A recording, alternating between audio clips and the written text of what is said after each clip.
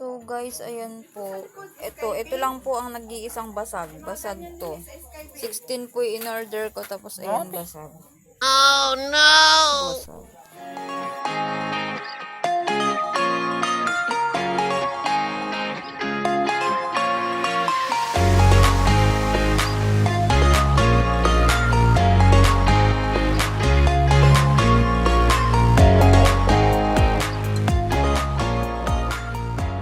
And so, ayun na nga guys, sinimulan ko na nga palang i-assemble isa-isa itong letterbox na composed of spelling ng name ni Exodus. And ayan, sinamahan ako ni mama dito pero diba, ako lang ang gumagawa.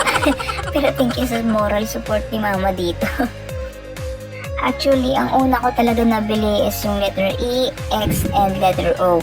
So, nahuli kong bilhin yung D, U, S. Kasi tinry ko muna. Ang mali ko lang is hindi ko nakita yung size. Oh no! Ending, hindi sila magka-size nung una kong nabili na EXO. Tapos yung DUS is smaller size siya by 25. Yung EXO kasi is by 30 siya. So, medyo nag-alangan ako kung paano yung gagawin ko. And ito mga talagang pinapantay ko talaga dito na kahit di sila magka-size. Ayan, kitang-kita naman na hindi magka-size yung box. Kailangan dapat talagang pantay sila dito. Itong mga letters. Kahit yung mga letters na lang yung magpantay. So, ayan. Kabado to the max ako dito. Ayan, talagang yung leveling nito talagang bongga. Dapat may level dito. Ayan. So, hirap na hirap ako dyan. Sa totoo lang. Ayan. So, ayan, natapos na siya. And thankful dahil pantay naman pala siya. And ganyan ayos yung naisip ko gagawin kapag nilagay na siya sa papatungan niya.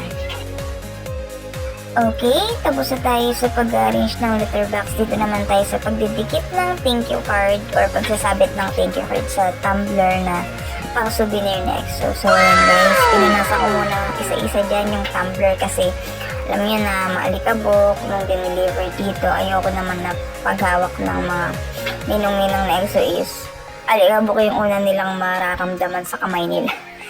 So kasi yung texture niya talaga is kala mo talaga may alikabok kapag hinawakan mo tong tumbler na to, sa totoo lang.